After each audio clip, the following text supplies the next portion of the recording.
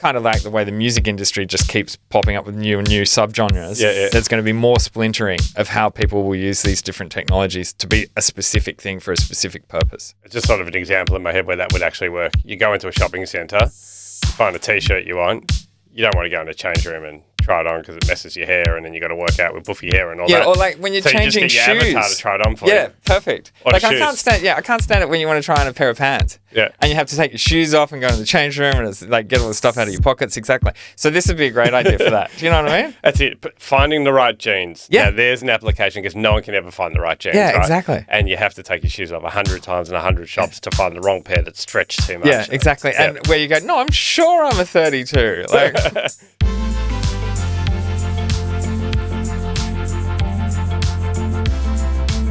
Welcome to the Make Tomorrow podcast, where we venture into the heart of innovation and technology. I'm your host, Tristan Sternson, the global co-lead of our NCS Next business. We're going to invite on some very exciting guests onto this show. We're going to talk about their Make Tomorrow and how technology and innovation are shaping the world. Today's episode, Make Tomorrow Engaging, focuses on the transformative power of virtual reality, augmented reality, and the metaverse. We explore how these technologies are not just reshaping entertainment, but enterprise businesses and even revolutionising learning and education for everyone, from frontline workers to individuals with autism and even speech pathology students. Joining us is visionary at the forefront of this immersive revolution, Angus Stevens. Angus is a dynamic CEO and co-founder of Start Beyond, a leading VR and AR studio recognised for its innovative approach in immersive education and training solutions. With a career that spanned TV, documentaries, digital content creation, Angus has a rich background in storytelling and technology.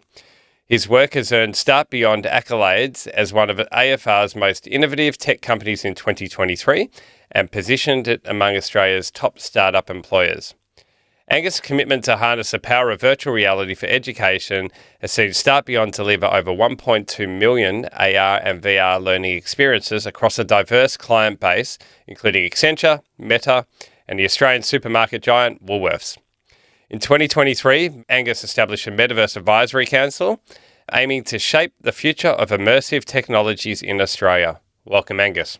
Thank you, Tristan. Jeez, what an intro. Bloody hell. I know. I had to read it. That's some heavy lifting there. Right. Geez, you've had a background in TV and was it radio and stuff like that. I mean, This is going to be so easy. And storytelling, I might just hand you the mic and you just tell us your stories and we're off. Yeah, right? I'll just rabbit on for an hour. Exactly. Well, first thing I'll start with, my favourite question is if I could give you a blank check paid for by someone else and you could build a technology overnight that would change the world, what would it be? Honestly, it would be exactly what we're doing right now. Awesome. Awesome. That's exactly all I want to do is make what we're doing faster. So building the metaverse for learning. Yep. Okay. So the metaverse, and I like to call it immersive experiences. Yep. Wow. What a hype it's had over the last couple of years. Oh, God, yeah. Stuff. So what's the most exciting little project or big project you've worked on or had the most impact with so far? Oh, man. Well, I mean, I think always you think of the one you're doing most recently. So at the moment, we're building out this piece, which is for farmers, and it's about resilient farming. So the whole idea, there's a lot of politics around global warming, climate change, etc. Farmers are inherently conservative, and yet they're also extremely knowledgeable about the land. So what we're looking to do is to build this immersive VR, AR, mobile and desktop application that allows farmers to actually study the different techniques that they can use to be able to make their farm more resilient.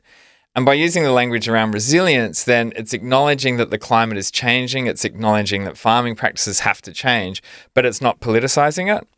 And it's been really rewarding seeing these old school farmers popping on the VR headsets and then, basically having their whole sort of way of thinking about how they want to farm shift, born out of what they're seeing. Yeah, wow. So farmers, right? Yeah, it's crazy. I mean, you're talking about changing an industry, and I've had a little bit of experience in the agricultural space. Yeah. I know how hard it is to get farmers to adopt technology. How have you found that? Well, it's an interesting one because we got two different genres of farmers. So we've got this one guy who's like totally old school, fourth generation. It's his property is one that's just been handed on over the years to father to son, etc. And so he knows the climate. They've got the weather from back in like 1890s on this farm. So he's been able to track the data of that from his great-great-great-grandfather and look at it and be able to work out the difference between the rumors of, there was a great drought in 1920 or whatever versus now. So he's looking at all that data and going, the drought cycle has increased dramatically in my patch of turf over that time. So to have someone old school like that be one of our case study farmers means that when these other blokes see it and go, well, I respect that guy, like I can totally relate to him, and he's in this VR experience explaining to me why he's shifted his thinking, it means that the technology just becomes a through line for a stronger conversation. Yeah, right. I mean, it's amazing, the advancement and how people adapt to it. But having data for that period of time, it's crazy. But when you're transforming an industry, like, you find these gems out there, don't you? Yeah, absolutely. So I'm not picturing Fortnite. We're not all just landing on a farm and like driving through water and killing each other, right? Yeah, well, I mean, it's funny you say that. So basically what we've done, we've combined, because the beauty of like VR and AR and all of these immersive technologies is all the different formats. So one part of it is like a 3D model, which is basically a farm, and it's all gamified in a sort of Fortnite style. So you've got this whole sort of thing where depending on how you navigate the different crop cycles and how much, soil, blah-de-blah, stock, etc., will then determine the success. So you can totally play and see the different metrics, and then we randomize the weather, and then you see whether you survived or not. So it's got that cool sort of 3D gamification part. And then in addition to that, we've then got like 360 videos where you're actually in the farm. It's a real world setting. So it takes the theory of the 3D gamification and then puts it into a real world context. Yeah, okay.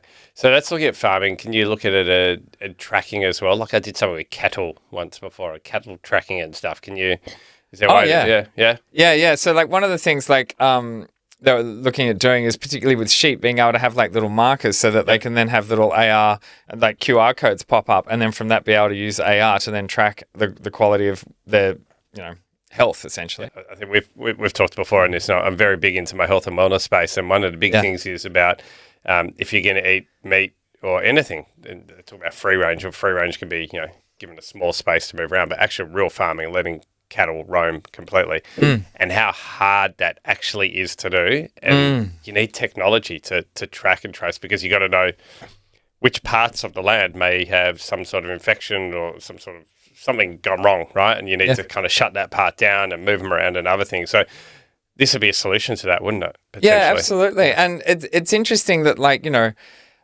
one of the things that we discovered in meeting these different farmers is that a lot of them have to be really smart with their money. And so they look at clever ways of being able to use technology to be able to speed up their farming process so that they can then, put their energy where they need to. So, for example, having a mobile phone set up so they had little satellite cameras all around the farm. So rather than wasting the time of driving out to the paddock that's way over there, they can then just pop on their app, see how the sheep are going and the condition of the sheep there, and track it remotely. Yeah, right. And then decide if they need to put more water in or if they need to go out there or yada, yada. So, yeah, it's pretty cool. Well, it sounds like a lot of basic technology could be used for that, which is amazing. But it's a land mass with probably terrible mobile reception and stuff like that. So he's set up little satellite, he's got his own little sort of Wi-Fi network happening to make it work. Yeah, little mesh along the farm. Yeah, totally.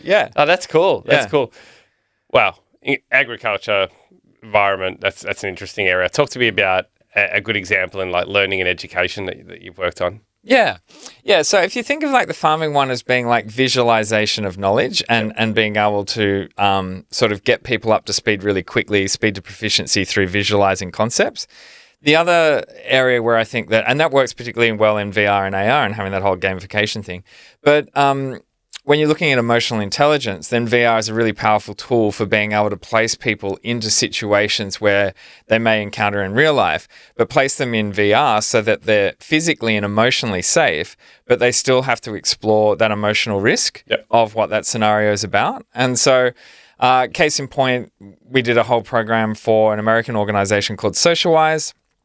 And what they do is they work with young adults and teenagers who are neurodivergent. And so we created a bunch of different scenarios where these kids can basically participate in an everyday activity that causes them anxiety. The therapist has an app that controls their VR experience. So the therapist could be here and their client could be anywhere in the world. And the therapist on the app can then control their client whilst they've got the headset on and then navigate them through different scenarios. And as the client goes through and say is on a first date and answers the question wrong, and then the person that they're, trying to have a connection with, reacts badly, then they can go back, face the same scenario and answer the question differently and see how by responding differently, they get a different emotional reaction. Yeah, right. And all the while the therapist is watching this so that they can then check in with them and say, okay, well, do you understand why that person responded the way they did, etc. So it's got that sort of multifaceted aspect to it. And that could be anywhere in the world, as you kind of said as well. So that the whole having that in the environment where you could get access to the best to be able to train the best as well. Yeah, absolutely. Yeah. So like, an American client, so basically we would have them testing the product where they're in LA. It was during COVID when we were doing different scenarios of it. They're in LA and we're controlling it from here and vice versa. Yeah. So yeah, it's beautiful. Yeah. COVID, huh? So we remember during COVID, I mean, that to me was in our own business was a rise of metaverse-based or immersive technologies. We had, I was trying to remember the name. I had someone else on, I was talking to them about it, and I can't remember the name of it, but it was an application where we all met up and played games and had drinks and stuff. It wasn't House Party, but it was a proper one where we actually had Old Space? No, Old Space is Microsoft. And then they got bought. There's it wasn't so you actually did it through a computer. You didn't have to have the VR. Oh, right. Okay. Yeah. It was really cool. So it was like you walk in, you go into a room, and then if you're close enough, you pop up and it'd be like a video conference, talk to each other. You could walk off and chat to other people. I found that really engaging. Yeah. Right. And I thought that was really cool. Then COVID ended. Never really ended, but and we haven't really adapted that as much anymore. Like we built our first metaverse environment and we had like a grandstand and we do town halls on it and stuff. You're seeing many enterprises like really adapt to it to kind of be like with your learning solutions, someone overseas can train someone in a different country. You're seeing a lot more metaverse style solutions for businesses. Yeah, look, what I think it's interesting to see, because as you said at the start, there's been a real hype cycle. So, and in that peak and trough, each time that it goes through that dance, the industry gets more sophisticated and the use case applications get more specific and people get smarter about how to use it. And, it'd be naive not to acknowledge that, people have thrown buckets of cash at things that just didn't stick. Yep. Where I find it's really interesting now is that the same way that pre-COVID, you do a video conference call for a specific scenario. Yep. What we're finding now is more and more clients are going, okay, well, we do video conferences for everything now. Yep. But there's actually a thing with that flat screen dynamic whereby you can't make eye contact, you can't have a fluid conversation. It's very static. That by being able to place it into an immersive metaverse environment, you can actually have that. And so we were, during COVID, using the headsets and actually having fluid conversations, playing in those metaverse environments and being able to chat and talk over each other and have creative conversations there. And we've kept that through line going. And it's interesting to see that clients are coming back going, all right, well, we've got fatigue with our video conferencing. We don't want to play in that space, but we don't want to spend the money that we were spending but pre-COVID on travel of shipping everyone around. So what's the solution? And that's where the VR metaverse play is. Yeah, I think, we see a lot too, but I think it'd be interesting to see because the technology has got better, right? So I remember back to Commonwealth Bank doing the financial literacy piece with something in the koala. I can't remember what it was called. It was fantastic. Yeah. But you got the cardboard box, right? The cardboard box with the goggles in it, and you held it up and it took you through a game. Yeah. And we're up to the Oculus 2 or 3 or whatever we're up to now, and the Vision Pro. Yeah. Right? Have you seen the Vision Pro? Yes. So the Vision Pro, the Apple had a dev piece, so we were able to go in there and have a play. Yep. And it's pretty great. Have you worn it? I've worn it. Oh, wow. Okay. Talk to me. Yeah. Well, look, what's the easiest way? The thing about the Vision Pro that's really astonishing is the connection that your eyes have with the content. And it just feels very, very intuitive. Now, the beauty of that is that it means that immediately you feel less sort of clunky, but the flip side is that it means that, when you buy that, you have to actually say what your lens is so that your eyes are able to do it. So when you think of like as an enterprise solution, being able to hand around the headset and everyone be able to use the same device, that's where I think it's going to be tricky. But as a personal device, it's kind of like, wow. Yeah, okay. And it's got... Well, I haven't actually tried it, but we had Apple on a Zoom with us talking about it. Yeah. It's got 18 cameras. It's got a lot of sensors they spec and the hell cameras. out of it. Like, I glaze over with that stuff. I'm like a punter. I just want to see whether it's better than the other toy that I was playing with. So, was it comfortable? Because, you got you choose the back strap or the front strap, or it's customized to your face? Yeah, it's like depending on how you have it, you can get weight on your chin. Yep. The battery life's only 2 hours. The reality is that you wouldn't want, like with VR, I always say to anyone that when you're in VR, 3 minutes feels like 10. Yeah, So, okay. It's a highly engaged, super intense thing. So you want to make sure that you're using it for the right things. And it's not like you would have seen the different folks, running around on the subway wearing it and all this sort of stuff. Like, I don't know when that day will come where that becomes mainstream, but I think for that to play, firstly, the battery's going to have to take, be longer than 2 hours. Yeah. And that headset, like the comfort, it wasn't, I found it pretty fine actually. Yeah. Okay. I wasn't fussed by that. Yeah, I always think, even with you're right. 3 minutes feels like 10. When I put the Oculus on, it's kind of, it feels a lot longer, but that's a lot heavier, obviously, and it's a bit more customizable. I saw a use case where they were showing us how you can actually just use it as your desktop, right? Yeah, you can just yeah. want 3 screens, just provision 3 screens, do it, and you got even the keyboard, and it feels like a haptic response to it, and it's like, wow, that's kind of cool, replace that level of it, but price point's a bit high for the individual use initially. Yeah. But I think it'll get there. HoloLens? Look, the HoloLens, it's interesting. For just looping back to Vision Pro, I really love the way that Apple play in that they come late into the market and then they blow it up. Yep. And I think that it'll be, we're buying a bunch of them and some of them I'm just going to leave in a box just because I just think that'll look great. Yeah. Come 15, 20 years time when everyone's like, oh, how quaint, the way you do your first iPhone. So I think that what HoloLens is doing, it's kind of lost its mojo a bit, and it'll be interesting to see how it plays. I think that what Apple did, which was smart, is that it's ultimately it's a VR device that's being clever with its cameras to offer you a see-through. Yep. So it's not true AR. It's not supplementing anything over your environment. Yep. It's placing it up close. Yep. In a really sophisticated version of what those Commonwealth cardboard VRs was doing. I've got to remember the name. Something in the koala. Right. It'll come to me. Yeah. And so I think the challenge that HoloLens is because of the fact that it has to navigate all the different light settings around you, it's they've just got a lot more heavy lifting to do to get that to work. Yeah. So, yeah. So when I talk to people about AR, VR, metaverse, immersive experiences, everyone thinks it's the same thing, right?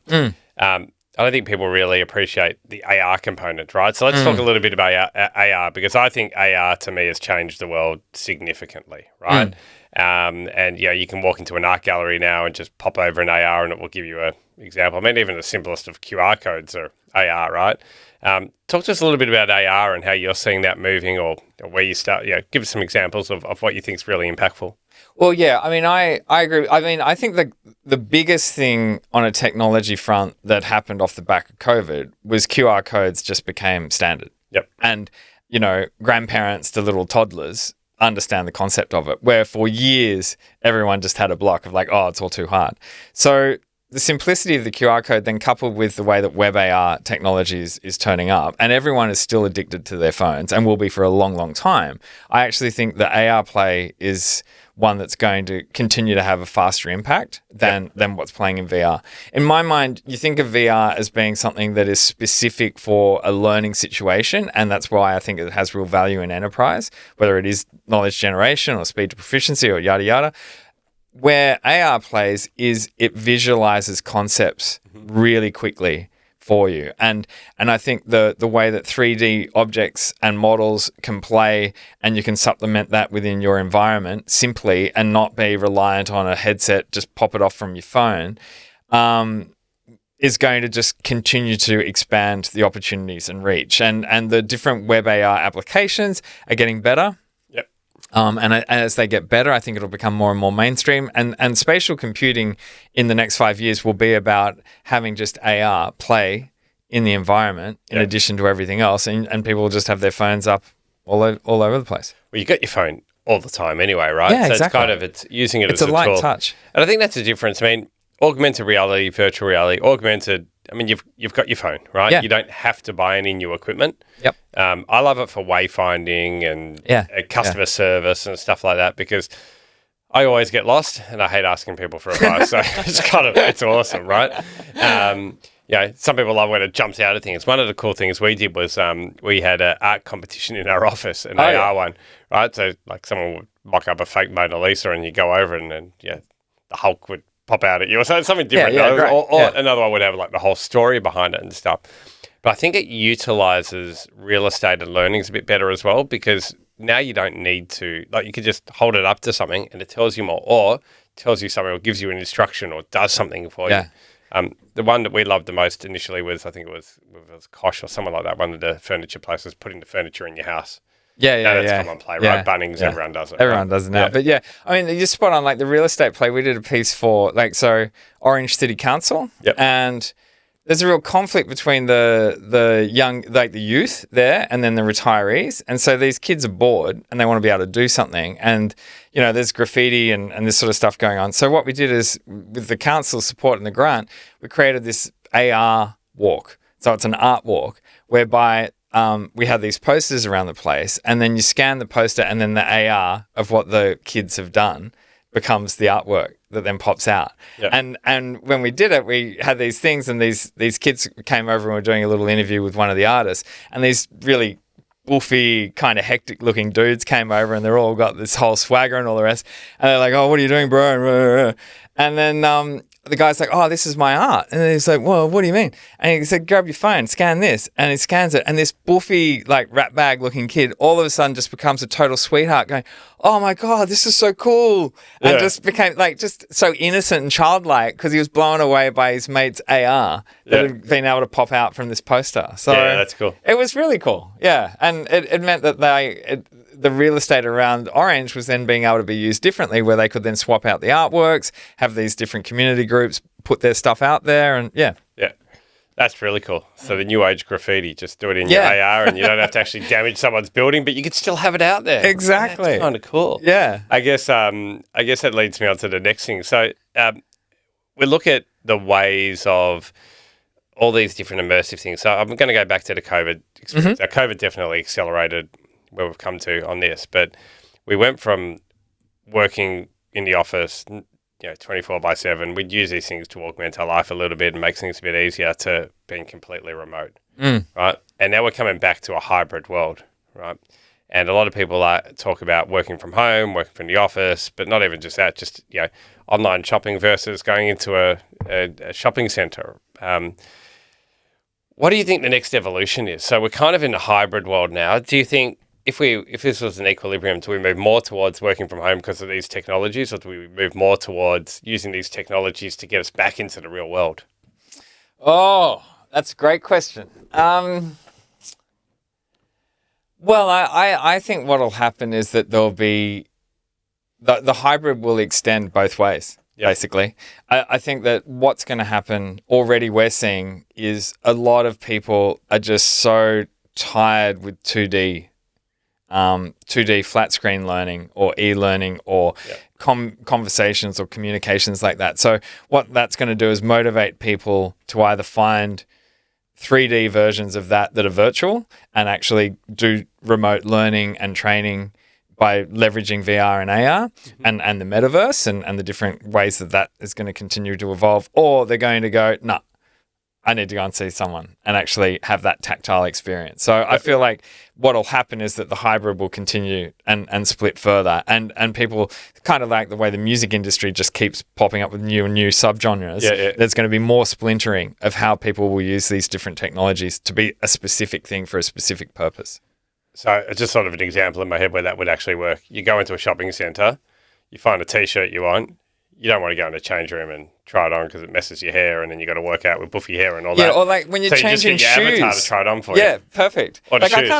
can't stand it when you want to try on a pair of pants. Yeah. And you have to take your shoes off and go to the change room and it's like get all the stuff out of your pockets. Exactly. So this would be a great idea for that. Do you know what I mean? That's it. But finding the right jeans. Yeah. Now, there's an application because no one can ever find the right jeans. Yeah, right? exactly. And you have to take your shoes off 100 times in 100 shops to find the wrong pair that's stretched too much. Yeah, exactly. Yeah. And where you go, no, I'm sure I'm a 32. Like, Sure you are. Yeah, exactly. You Take can't your even get it up avatar. your knee. So that's like taking your avatar shopping with you. yeah, brilliant. Yeah. Yeah, I mean, you'd have to make sure that your avatar is continually up to date. Otherwise, you're going to be buying the wrong clothes all over again. Let's go back a bit. So how did you get into this? It's storytelling and TV and now the metaverse and augmented reality. How did you start? Well, yeah, so I was doing TV. I was basically in that world and had some funding. Screen Australia had come on board, building out this film project. I was chatting to a screenwriter who had a couple of films made, and he was saying, and this is like, we're talking like mid-2000s, and he's like, oh, I think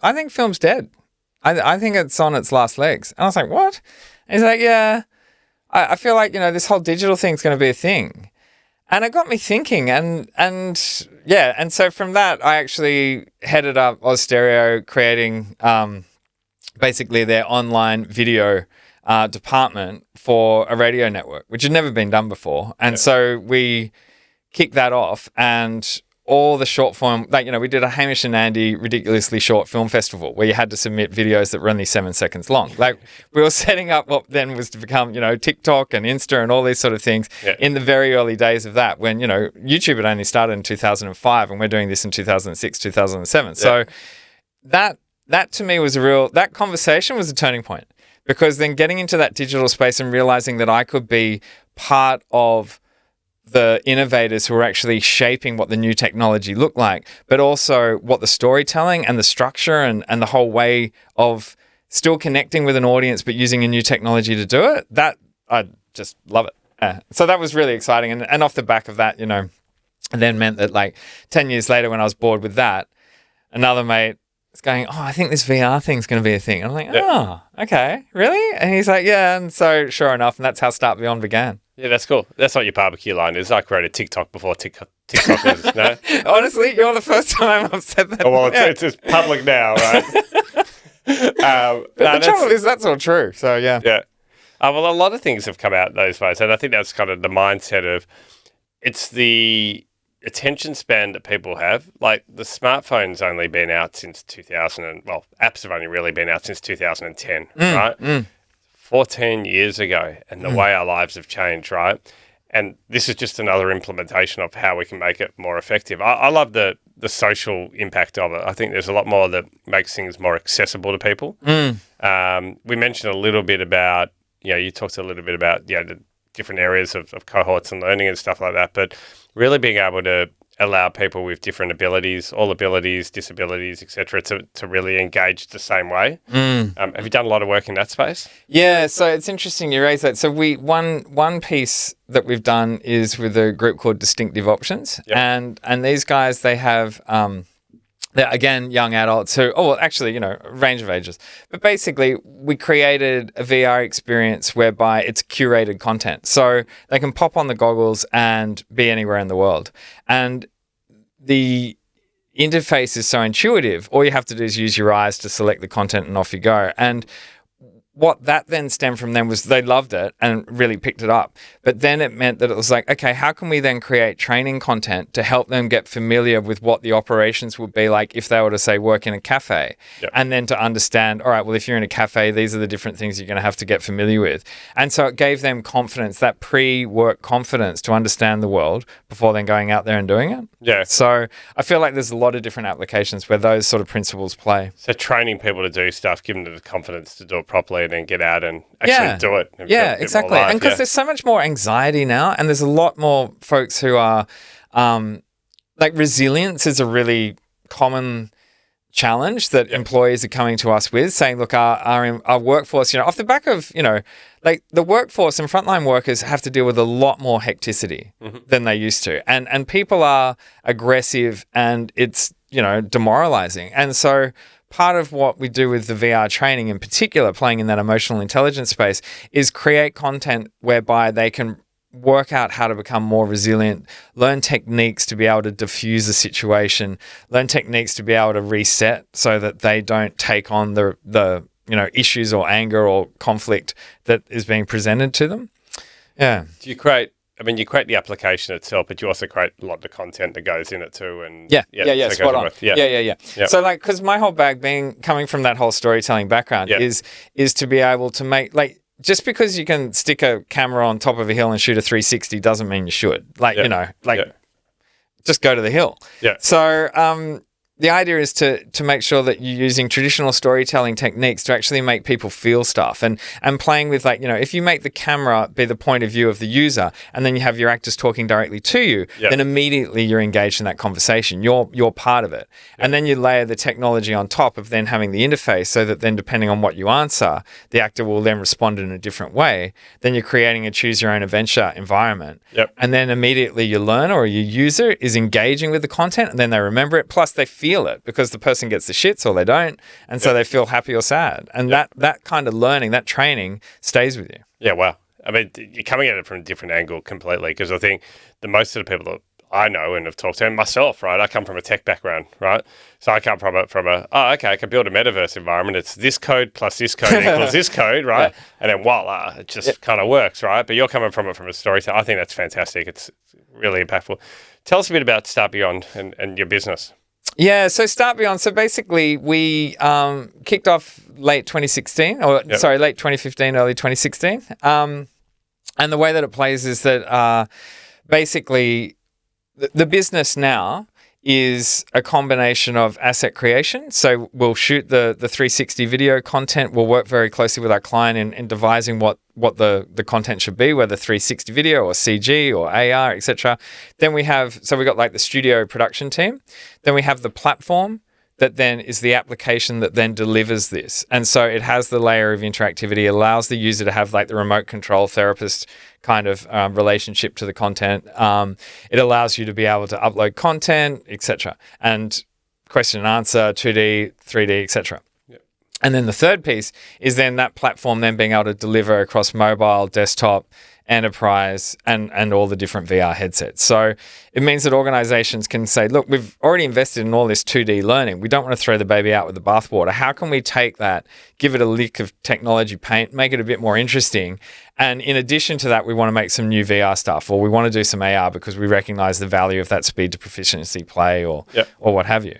And then that is giving companies a pathway to the metaverse. Because once you've got your 2D, your VR, AR, mobile, desktop all playing, then the next step is then you're working in a spatial computing environment, and then you can take that into the metaverse, whatever learning version you want to have of that. So, yeah. I love what you just said. A lick of technology right on top of it.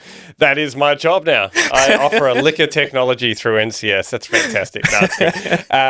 Metaverse Council of Australia. Is that what you call it? Yeah, the Australian Metaverse Advisory Council. Australian Metaverse Advisory Council. So we met and had coffee over this. And highly fascinating. I'd talk a little bit about that and the governance and everything that's involved in that. Yeah. So, the Australian Metaverse Advisory Council, AMAC. So look, the idea behind it was that, and we referenced it before, the hype cycles of the metaverse. You've got big tech coming out with a big dance about why this is so amazing. You've got enterprise knowing that they want to do it, but not really understanding the value of it necessarily, and trying to filter through the hype versus the actual practical applications of it. And then you've got government, and you've got universities and academics and researchers. So you've got all these different parties all looking at the metaverse, all with a different sort of agenda potentially with it. And the whole point of setting up an Australian advisory council relating to the metaverse was to be able to have an Australian lens look at this and actually bring these people together. And the folks who are on the council are practitioners. So we're not peddling the benefits of a particular technology or peddling the benefits of like A over B or what have you. We're just saying this is how we're using it with our clients, and this is where the value lies. And to be able to give an outside opinion that adds an educational element to it so people understand what it is, also advocates for what the value of it is, and advisors on like going, well, look, that is something that we think is going to be, counterintuitive to where the Australian culture wants to go or Australian enterprise wants to go. So that's that. I mean, it's lofty and it's always a movable feast, but so far so good. Enormously important. We've talked about artificial intelligence and needing to have governance around that, and because otherwise it goes too far. And I think it's the same thing in this. There's a responsibility and a social responsibility, because for every environment that you can create, there's the next, I'm going to say it, Candy Crush, right? It's going to hook people in. It's going to be an addiction. It's going to be something that people are going to use. That's probably not going to be good for, like, if we want this to work as a technology that augments the way that we live and makes it better, or creates new opportunities and learning and stuff, it's good to have that responsibility around keeping it kind of contained to some extent. Now, other things will come out of it, but I really think it's hugely impactful, and we've spoken about getting involved, and I think it's really, really cool. How are you going with it? How's it starting up? I mean, it's very, very new. You've just launched it, we launched at South by Southwest Sydney, and we kicked it off there and sort of let people know that this is a thing, and it's been remarkable how quickly it's getting momentum. It's a thing now of because it's not a membership-based thing where we want to have millions of people. It's about a handful of people who know what they're talking about, being able to offer, advocate, advise, educate. So what we're looking at is then going, all right, with all this, all these different folks who want to be able to participate in the conversation, working out the structure around that so that we can then be able to offer a connection point for for example, after South by Southwest, we had academics saying, look, I didn't know that enterprise could do this. This is the thing I've been working on. And I've got enterprise coming up and going, look, we really want to be able to work. So it's becoming a glue, basically, and helping shape these different connection points between folks. But separate to that, I think that where it's really valuable is that it's actually getting people to understand that, when, say, Meta's already got their Quest 3 out, you got the Vision Pro. What is bollocks? What can we actually use in practical terms as a business? What should we be doing? And then to be able to go, well, here's the things to look at. Here's the hype cycle. Here's the reality. Yeah. Your call. Yeah. And we've got to move past the wow factor and into something actually practical. Yeah, exactly. A lot of people that have these, I mean, I've got an Oculus at home. My son and I share it, and it's cool, but we don't really use it for much at the moment. But we get to be able to use it properly, but then responsibly is the right thing to do as well. South by Southwest Sydney, what did you think? Look, I mean, Sydney is a tough crowd. Sydney is a tough crowd. People don't like to get out of bed, and when they do, they want to complain. So I think that it was actually remarkable how successful it was. I think it'll be interesting to see, they're committed, they'll be back. And on a 5-year deal. Yeah. And they're going to need that momentum, I think. But for first crack, I think they did a really good job. I think there's some learnings from it, but overall I was amazed at how much people bought into it. And I think it'll be strong.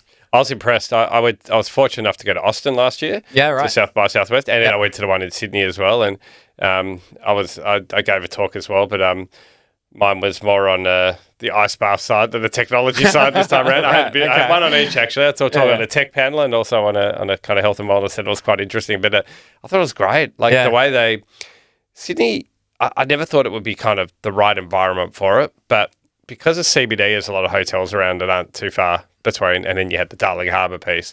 It was close enough to do that Austin thing where everything's around and you go to the pubs and the bars and whatever, and it's all pretty close and walkable. Yeah. So it actually worked well. My last question, in my intro, we talked about... Actually, I'm going to give 2 questions, right? Okay, sure. So one of my last questions, in my intro, I talked about one of your customers being Meta, right? Now, it can't be a better accolade to a company that's doing metaverse solutions and working for Meta, right? What did you do for Meta? So there's a couple of things we've done for Meta. The piece at the moment, there's a few things, but they have a lot of events. And so we created a Trojan horse app that had a way of then being able to take the best VR apps and house them in a way that in VR you could then select which one you wanted to go into. Yep. And so then tap into that and you're off and running. So, and then they saw some stuff that we did, which was around dealing with aggressive customers. And they were taking that to their big conference that they have each year. And then the feedback was, it's too good. We're worried that people will have a traumatic episode born out of the aggression that they're faced with in the VR. Yeah. So that really set us up with those guys, because now we're just their go-to, where they're like, oh, you need some like high quality drama content, go to these guys. Yeah. And so we've become that through line. Yeah, cool. Yeah, it's great. And my final question, and this is one that's really topical with us. So at NCS, we have 4 tech bets every year, right? Okay. 4 tech bets this year, sorry. And one of it, last year it was called the Metaverse, was one of them. This year we've called it immersive experiences, because we think everyone called it Metaverse because it was tied to the Meta Oculus to start with, right? Do you think that word meta is here to stay, or do you think it's going to be replaced by something because you'll have the Vision Pro, you'll have other products and stuff come out in the market and everyone go, I don't want to be called Meta because it's Meta? Or do you think the Metaverse is actually tied to the idea of it or the product of it? This is a great question. So when we were, discussing the Australian Metaverse Advisory Council, well, you got the big fat word metaverse in the middle there. And I find it interesting, Vision Pro, they're all talking spatial computing. Yep. Everyone, Meta went for a massive land grab, calling itself Meta. And trying to own the space like that.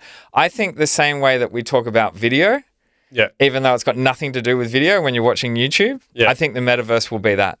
I think it'll land. I think it'll stay. So it's kind of like, old school, do you have a Hoover at home? I've got a Hoover, Yeah, right? exactly. It's not a Hoover, it's a vacuum, right? Yeah. And it's not even a vacuum, it's a brand, right? So Yeah, totally. I feel like the metaverse will just is a through line that will prevail, irrespective of who tries to rename it or shape it or what have you. And I think the word like spatial computing won't work because of the fact that computing, it doesn't have the evocative nature of it. Like, whilst everyone gets furious about, well, the metaverse isn't this or it isn't that, and Lawnmower Man came out and that was supposed to be the metaverse back in the day, and all this sort of rubbish. I think that it's got too much history. I think that's the word that'll stick. Yeah, love the name. So I think I think it's good. Angus, it's been awesome. We could talk forever, and I'm sure we will probably after this as well. But really good to have you on the show and to talk about stuff. And it's been really, really good conversation. I've learned a lot, and look forward to having more conversations like this in the future. Yeah, well, look, Tristan, thank you. I've really enjoyed it too. It's been fun.